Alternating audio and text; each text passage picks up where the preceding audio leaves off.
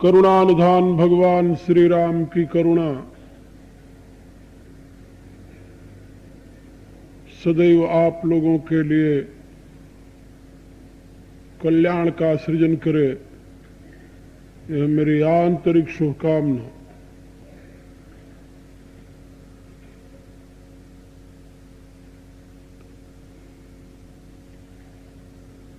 आज हमारे इस ज्ञान सत्र का चौथा दिन है।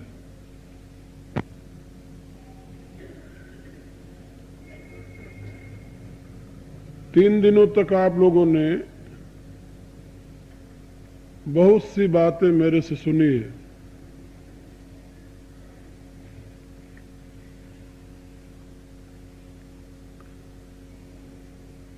मूलतः मेरा एक कथन है कि दुनिया के मनुष्यों के लिए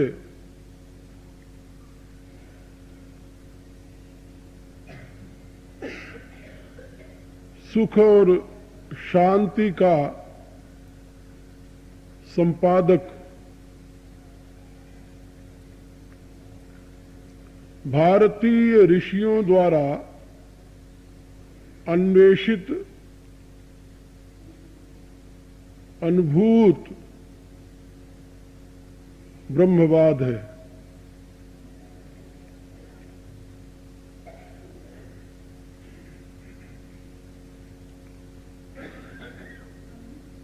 इसके बिना मनुष्य को शांति उपलब्ध नहीं हो सकती।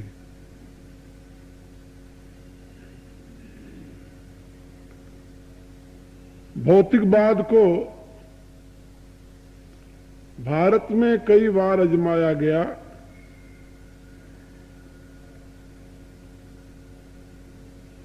और विदेश में भी लोगों ने आजमा कर देख लिया, प्रयोग करके देख लिया, निष्फल रहा।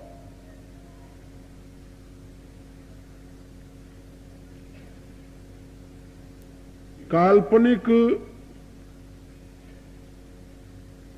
ईश्वरवाद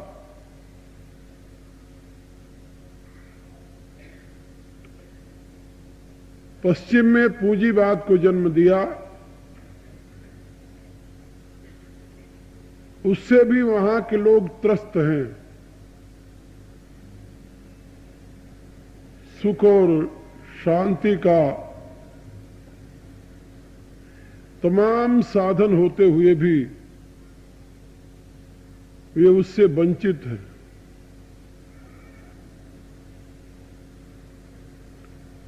भारत में प्रत्येक युग में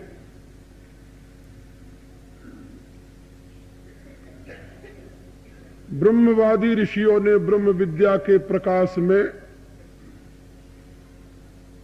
विविध प्रकार के शासन और समाज की व्यवस्थाओं को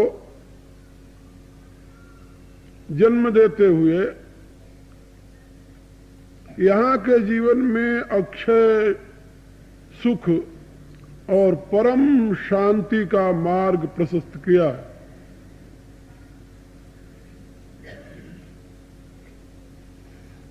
जब जब मानव समाज में अशांति, दुख और अव्यवस्था का आधिपत्य होता है, तब तब इस पावन धरती पर विशिष्ट विभूतियां अवतरित होकर, प्रकट होकर, जन्म लेकर उस ब्रह्मवाद की प्रतिष्ठा करती है और मनुष्य के लिए सुख और शांति का मार्ग प्रशस्त करती है।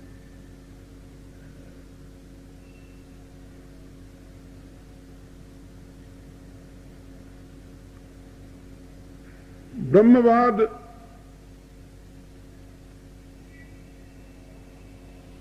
की मूल अवधारणा है व्यक्ति, समाज और विश्व।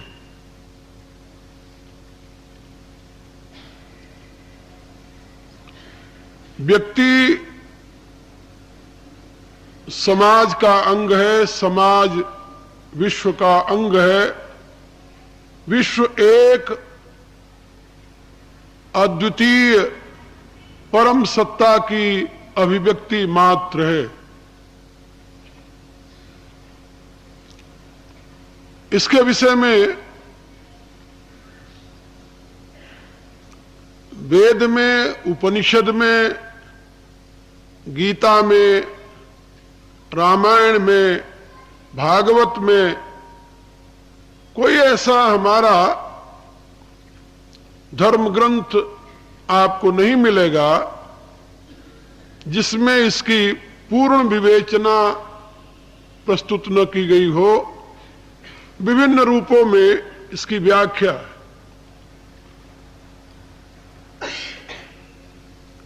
इसका एक अंग है अध्यात्मवाद,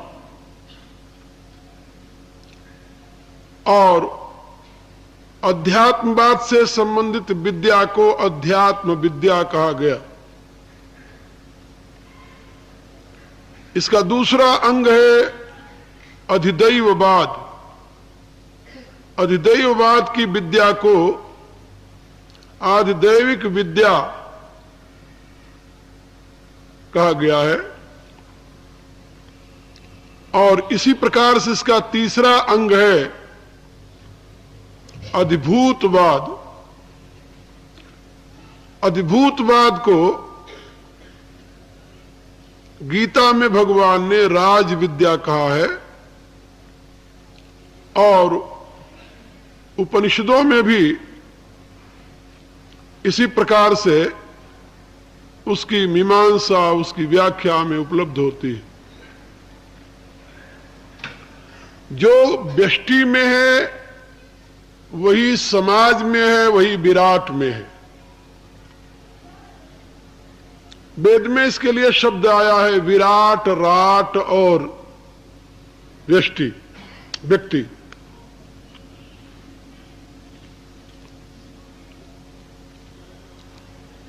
इन तीनों की एकता, तीनों की अभिन्नता, तीनों की समग्रता का बोध ही यथार्थ ब्रह्म विद्या का बोध है। ब्रह्म विद्या के दो पहलू हैं, बोधात्मक और क्रियात्मक। बोधात्मक पहलू ब्रह्म विद्या, अध्यात्म विद्या, राज विद्या आदि नामों से गीता में कही गई।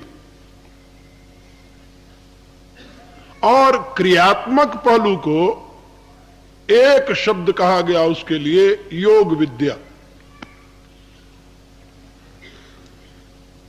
योग विद्या जो है वो इसी ब्रह्म विद्या का प्रैक्टिकल फॉर्म, अंग्रेजी में कहते हैं, उसका क्रियात्मक पहलू है, प्रयोगात्मक पहलू है योग विद्या।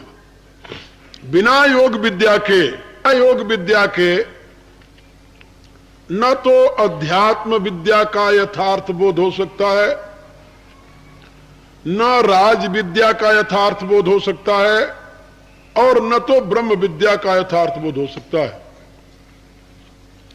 गीता में भगवान ने इन तीनों शब्दों का प्रयोग किया है, गीता पढ़ने वाले जानते होंगे। 9वें अध्याय को भगवान ने क्या कहा? राज विद्या राजगुह्यम पवित्रम मिदमुत्तमम प्रत्यक्षावगमम धर्म्यम सुखम कर्तुम अव्ययम। ये राज विद्या जो है, ये राट माने राष्ट्र जिसे कहते हो आप, इसकी व्यवस्था को किस ढंग से ब्रह्म विद्या के प्रकाश में प्रतिष्ठित किया जाए, इसकी कला बताती है। और अध्यात्म विद्या नाम अपनी विभूतियों की व्याख्या करते हुए भगवान ने वहां अध्यात्म विद्या को श्रेष्ठतम विद्या के रूप में वर्णन किया है। और समग्र गीता ब्रह्म विद्या से ओतप्रोत है ही। आप लोग गीता के आखिर में हमेशा प्रत्येक अध्याय के अंत में पढ़ते हैं सुपनिषस्तु ब्रह्म विद्यायाम योग शास्त्रे। ये ब्रह्म विद्या के ही दो अलग पहलू हैं जिसको हम राज विद्या और अध्यात्म विद्या कहते हैं। राज विद्या माने समाज से समष्टि से संबंधित विद्या और अध्यात्म विद्या माने व्यष्टि से संबंधित विद्या और ब्रह्म विद्या माने समग्र से संबंधित विद्या। और योग विद्या सबका क्रियात्मक प्रयोगात्मक स्वरूप है, ये बात याद रखना। इसीलिए गीता में भिन्न भिन्न भावों की अभिव्यक्ति के साथ भगवान ने इसका उपदेश दिया है। व्यक्ति यदि पहले अपने को जान ले तो उसको समाज को जानने में कोई दिक्कत नहीं होगी। हमारे संतों ने भी कहा है अपना सा दुख सबका जाने ताहि मिले अविनाशी। वेदव्यास जी ने सार रूप से धर्म की व्याख्या करते हुए समझाया श्रूयताम धर्म सर्वस्वम श्रुत्वा चैवावधार्यताम आत्मना प्रतिकूलानि परेशान न समाचरे। धर्म के सार को सुनो, सुन करके उसे तुम धारण करो, जो तुम्हारे लिए प्रतिकूल लगता हो वह दूसरे के साथ व्यवहार में न लाओ। अध्यात्म विद्या कितनी महिमा क्यों है? ब्रह्म विद्या समग्र की बात करती है, राज विद्या समाज की बात करती है, लेकिन अध्यात्म विद्या तुम्हें पहले अपना अवबोधन कराती है। अपने अवबोधन के साथ ही तुम्हारा इस समाज और विश्व के साथ क्या संबंध है इसका भी अवबोधन करा देती है। और यदि व्यक्ति को समाज और विश्व के साथ अपने संबंध का बोध हो जाए तो उसके जीवन में कभी भी अनर्थकारी प्रवृत्तियों का जन्म नहीं हो सकता। न वह व्यक्ति प्रमादी होगा, न वह व्यक्ति आसुरी वृत्ति से अभिभूत होगा, न वह व्यक्ति राक्षसी वृत्ति से अभिभूत होगा। ये जो तीन प्रकार की वृत्तियां हैं, राक्षसीम आसुरीम चैव प्रकृतिम मोहिनी श्रुता, ये तीनों प्रकार की दूषित प्रवृत्तियों से सदा के लिए वो विमुक्त हो जाएगा। इसलिए अब सारे विश्व को मापना तो बड़ा मुश्किल है, तो समाज को ही मापना कौन सरल काम है? कहा अपने को तो मापा जा सकता है, इसलिए निर्देश दिया गया कि भाई तुम अध्यात्म विद्या की शरण लो, सुगम है। अपने को जानो, नो दाई सेल्फ। और अपने को जब जानोगे तो पता चलेगा कि तुम इस समाज के एक अंग हो।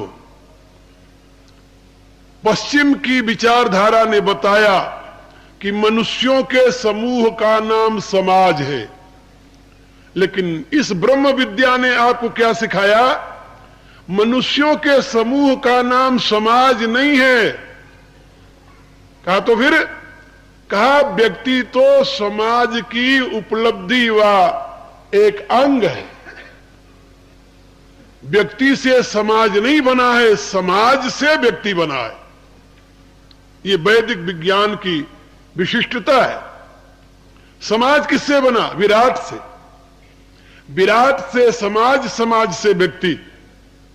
ये नहीं कि व्यक्ति मिल गए तो विराट समाज बन गया और ऐसे समाज मिल गया तो भगवान बन गया, ऐसा नहीं है। ये बात याद रखो। पहले कौन है? पहले विराट है। अभिव्यक्त रूप में फर्स्ट विराट का स्थान है। विराट से फिर कौन बना? समाज बना। और समाज से फिर कौन बना? ये व्यक्ति बना। इसलिए व्यक्ति स्वयं को समाज में, समाज विराट में, और विराट जो है वो उस सर्वेश्वर में विलीन होने की प्रक्रिया में ही पूर्णत्व को प्राप्त कर पाता है। ये वेद का निर्देश है, वेद का आदेश है, वेद का संदेश है। इसलिए व्यक्ति समाज से अभिन्न है और समाज विराट की अभिव्यक्ति है। जहां पर विराट पुरुष की व्याख्या है ऋग्वेद में, वहीं पर समाज और व्यक्ति के संबंधों का भी पूर्ण रूप से विवेचन किया गया है पुरुष सूक्त आदि ग्रंथों में। इसलिए मैं आप लोगों से निवेदन कर रहा था कि गीता में भी भगवान ने इसी क्रम में यह बात समझाई है। और व्यक्ति, समाज और विराट यानी अधिदैव, अधिभूत और अध्यात्म, इनका आपस में जो परस्पर संबंध है वह किस रूप में प्रकट होता है? कर्म के रूप में। कर्म के रूप में इनका संबंध प्रकट होता है और कर्म ही इन सब का मूल स्रोत बनता है। इसलिए कर्म ही इनके विकास और ह्रास में हेतु बनता है, ऐसे आप समझ लें। इसलिए इन तत्वों को जानना मनुष्य के लिए बहुत जरूरी है। तो सबसे पहले ब्रह्म की अभिव्यक्ति अध्यात्म रूप में हुआ करती है। गीता के 8वें अध्याय में जहां पर अर्जुन ने क्रमशः प्रश्न किया है, किम तद ब्रह्म किम अध्यात्मम किम कर्म पुरुषोत्तम अधिभूतम च किम प्रोक्ता अधिदैवम किम उच्यते, वहां पर इन्हीं रहस्यों का उद्घाटन है। और इन्हीं रहस्यों का उद्घाटन करते हुए भगवान ने सर्वप्रथम अक्षरम ब्रह्म परमम स्वभावो अध्यात्म उच्यते, पहले परब्रह्म का संकेतात्मक स्वरूप बताया। द्वे वाव ब्रह्मणो रूपम, परमात्मा के दो रूप हैं। दो रूप, मूर्तम च एव अमूर्तम च। ब्रह्म जो है वह दो रूपों में है, एक उसका मूर्त रूप है, दूसरा उसका अमूर्त रूप है। अमूर्त रूप को अक्षर ब्रह्म कहते हैं और मूर्त रूप को अक्षर ब्रह्म कहते हैं। का अक्षर ब्रह्म माने क्या? परमात्मा का अमूर्त रूप है, उसको अक्षर ब्रह्म कहते हैं। उस अक्षर का अर्थ होता है न क्षरति इति अक्षरः, जिसका क्षरण नहीं होता, माने अविनाशी रूप। वह परमात्मा अविनाशी है।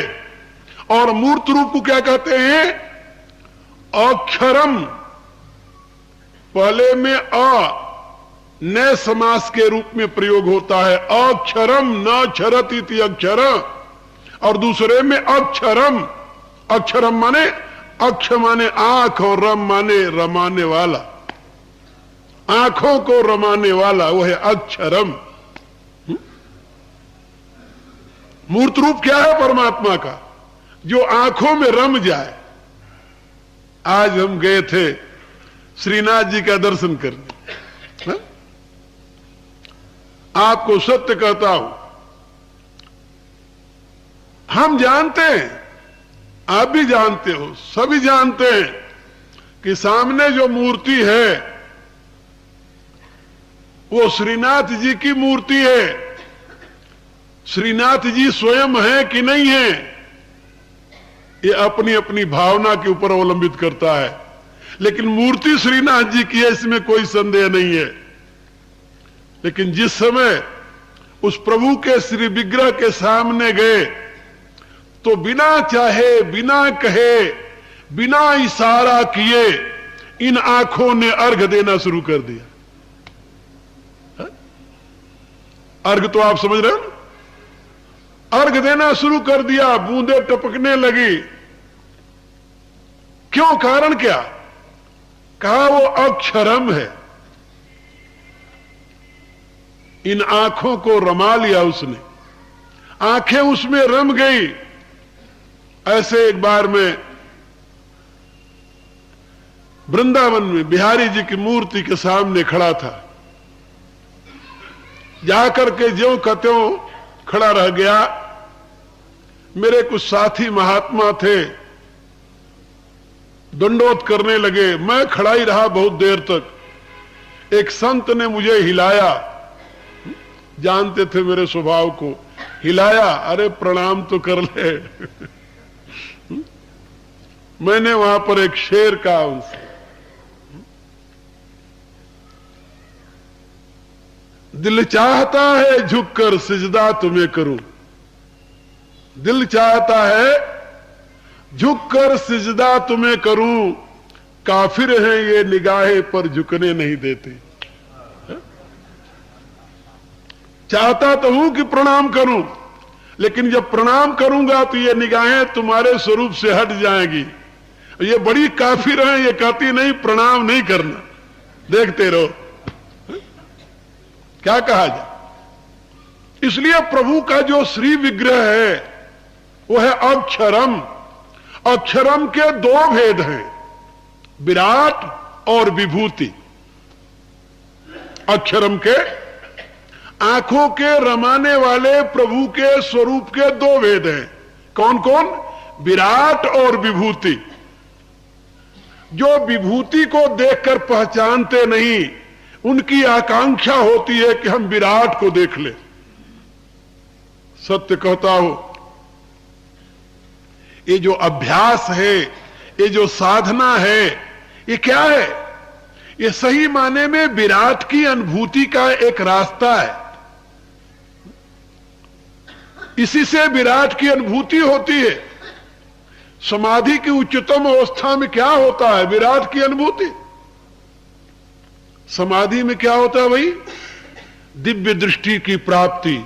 और दिव्य दृष्टि मिल जाती तो क्या होता है?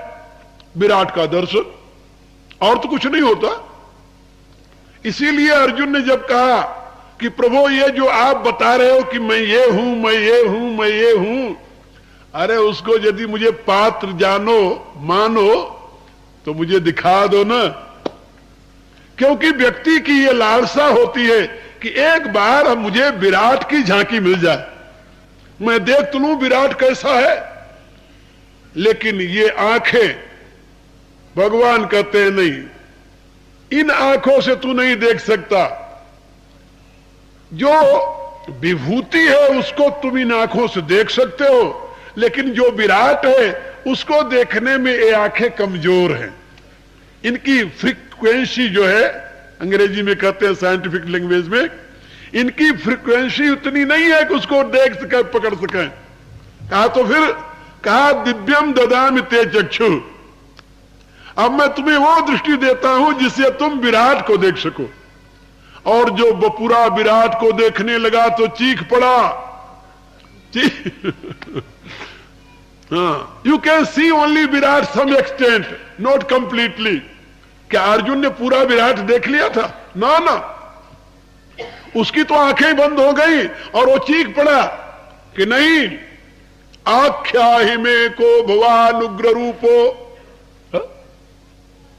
आप कौन है मुझे बताइए। तो वो भूल गया कि जिस विभूति मत से मैंने प्रार्थना किया था कि अपना विराट रूप दिखाओ, वही दिखा रहा है। भूल गया, याद ही नहीं रहा उसे। जब विराट का दर्शन किया तो कांप गया, क्योंकि विराट सत्य तो है, लेकिन वो शिव और सुंदर नहीं है। हमारी आंखें हमेशा ऐसे सत्य को देखना चाहती हैं जो शिव भी हो और सुंदर भी। विराट सत्य है, लेकिन उस सत्य में अशिव भी है, शिव भी है, दोनों ही है। विराट में तो अमृत भी है और जहर भी है, दोनों है ना।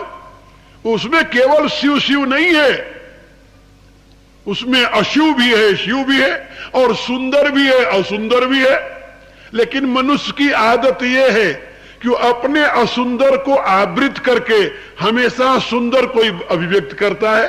अपन सब जानते हैं, असुंदर को आवृत न करें तो अपन मनुष्य कहे जाएंगे, सभ्य कहे जाएंगे। अरे दुनिया में बहुत ऐसे लोग हैं जिनको सुंदरता का बोध नहीं है, वो अपने असुंदर अंगों को आवृत नहीं कर पाते। और उनको देखो और वन मानुष को देखो तो अंतर ही नहीं लगेगा कि ये मनुष्य है या सही माने में बंदर है। लेकिन सभ्य मनुष्य कौन है? सभ्य मनुष्य वो है जो अपने असुंदर को आवृत कर ले और सुंदर को सजाकर अभिव्यक्त करे। तो जितना ही सुंदर की सज्जायुक्त अभिव्यक्ति होती है उतना ही सौंदर्य का विशेष रूप से प्रकाश होता है। तो ये मनुष्य की आदत है। लेकिन विराट में तो सारा सुंदर नहीं, वहां तो सुंदर भी है, सुंदर भी है। विराट की व्याख्या करते हुए रामायण में तुलसीदास जी किसी देवी ऋषिका से नहीं, ना किससे कलवा रहे हैं जानते हो? मंदोदरी से। रावण की प्रिया परम भक्ता मंदोदरी वो विराट का वर्णन करते हुए रावण को समझा रही है, मेरे पतिदेव, तुम जिस राम को मनुष्य मान करके युद्ध करने चले हो वो राम मनुष्य नहीं है। का कौन है? का विश्वरूप रघुवंशमणि करऊ बचन विश्वास लोक कल्पना वेद कर अंग अंग प्रतिजास। ये रघुवंशमणि विश्वरूप है, ये विराट पुरुष हैं। ये मेरे वचनों पर विश्वास कीजिए। एक बात मैं यहां पर निवेदन कर दूं, कुछ महात्माओं की मान्यता है, अब तो छीड़ हो गई, कि वेद में नारी का अधिकार नहीं। यदि नारी का वेद में अधिकार न होता तो मंदोदरी ऐसी नारी विराट पुरुष के स्वरूप की व्याख्या कैसे करती? क्योंकि विराट स्वरूप का बोध तो पुरुष सूक्त में ही ऋग्वेद में प्राप्त होता है, वहीं से प्रारंभ होता है। और उसने हवाला दिया वेद का। क्या कहती है वो? विश्वरूप रघुवंशमणि करऊ बचन विश्वास लोक कल्पना वेद कर। ये वेद कल्पना करता, मैं नहीं कहती। अंग अंग प्रतिजासु। अब अंग अंग क्या है? जो वेद के मंत्रों में बताया गया है उसी को गोस्वामी जी रामायण की चौपाइयों में समझा रहे हैं। पद पाताल शीश यज धामा अपर लोक अंग अंग विश्रामा। उस विराट पुरुष के शरीर में 14 लोक हैं, 14 लोक, 14 विधा भूत सर्ग, 14 लोक। 14 लोक किसको कहते हैं? कहा अवलोकयति इति लोक और अवलोक्यते इति लोक। जो देखता है वो लोक है, जो देखा जाता है वो लोक है। तो 14 लोक कौन कौन से हैं उसमें समझाया गया कि इसका प्रारंभ होता है पताल से। पताल माने आप पृथ्वी के नीचे नीचे नहीं समझ लेना, नहीं। हमारे यहां सृष्टि के क्रम में यह समझाया गया कि मनुष्य से 5 योनियां नीचे हैं, 5 योनियां, और उनमें सबसे पहली योनि जो है वो उद्भिज है, उद्भिज, वनस्पति जगत जिसे कहते हैं। फिर उसके पश्चात में ये कृमि जीवन प्रारंभ हो जाता है, और कृमि जीवन के पश्चात धीरे धीरे उसमें विकास होता है, कीड़ा जैसे रोंगता है। आपने देखा होगा, कोई फल आप ले आए खाने के लिए, बड़ा सुंदर फल था, भूख भी लगी थी, खाने के लिए ज्यों आपने चाकू से 2 टुकड़े किया तो आपने देखा बीच में सफेद सफेद सा कुछ रेंग रहा था, रेंग रहा था वो फल के अंदर। देखा होगा, कई बार ऐसी घटना हो जाती है, वो फल के अंदर रेंगने वाला कहां से चला गया? बाहर से गया क्या? बोले बाहर से नहीं गया, उसी में से उसकी अभिव्यक्ति हो गई, वो रेंगने वाला। अब आप उस फल को खाएंगे क्या? नहीं खाएंगे। मैं तो पश्चिम वालों से कहता हूं, भले आदमियों जो बकरे चबा जाते हैं, उस सेव के अंदर रेंगने वाले उस कीड़े को नहीं खा सकते। हाँ, आप में भी बहुत ऐसे होंगे, मुर्गे तो चबा सकते हैं लेकिन उसको नहीं खा सकते। क्यों नहीं खा सकते भाई? कारण क्या? इसलिए कि अब वहां जंतु आ गया, जीव आ गया। ये बात समझे? तो पहली योनि है फल रूप में, और दूसरी उस रेंगने वाले की, ये दूसरी योनि हो गई। और उसी में यदि पांव बन जाए तो